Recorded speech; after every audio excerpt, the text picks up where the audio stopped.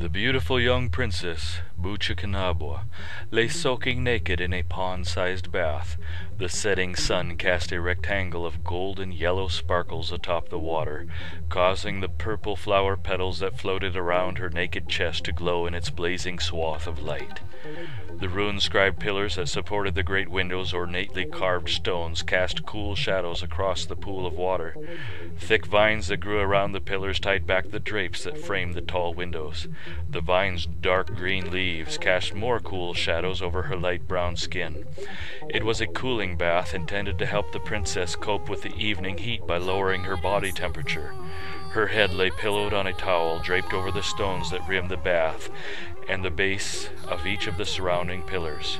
When she tired of watching her spread toes, which were glowing pink in the sun's rays, her heavy dark lashes closed lazily.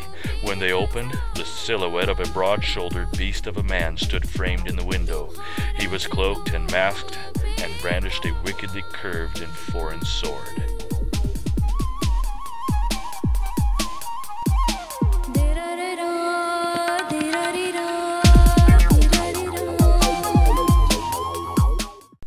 The princess slid down into her bath until her little nose barely poked above the water. She took a slow, deep breath and then dipped below the surface. With a prayer, she beckoned to the flower petals, using the magic that was her birthright.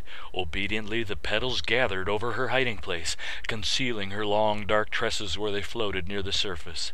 Despite the sting of soap and perfumes, fear prevented her from closing her eyes. She could yet see the dark form hulking in the window, but only as a warbling shape through the shimmering surface of the water.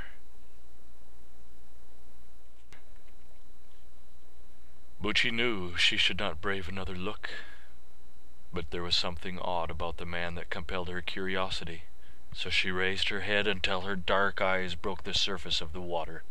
She blinked away a flower petal that clung to her long dark lashes.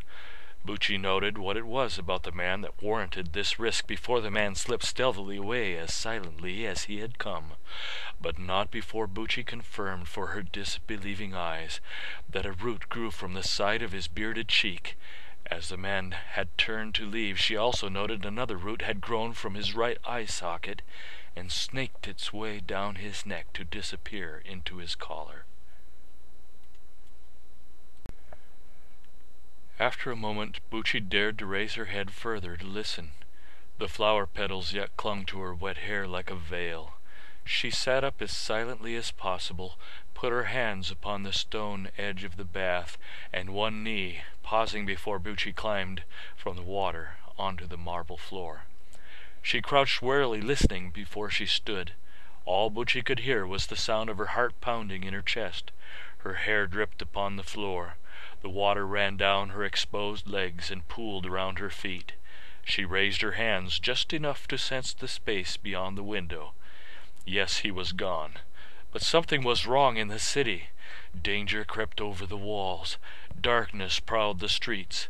And the sun was about to abandon them to their fate. Survival instinct told Buchi not to dress in the garb of a princess. The only garb at hand was her nightdress, because her servant Mattia had taken her royal clothes after removing them for her bath. Buchi took the nightdress from the wooden stand, shook it out, and bent over it to step into it. She pulled the single strap over her shoulder and put her arm through the beads and brooch that ornately decorated the unclothed half of her chest. The fabric clung in places to her damp skin, but it was cool and allowed her to move freely.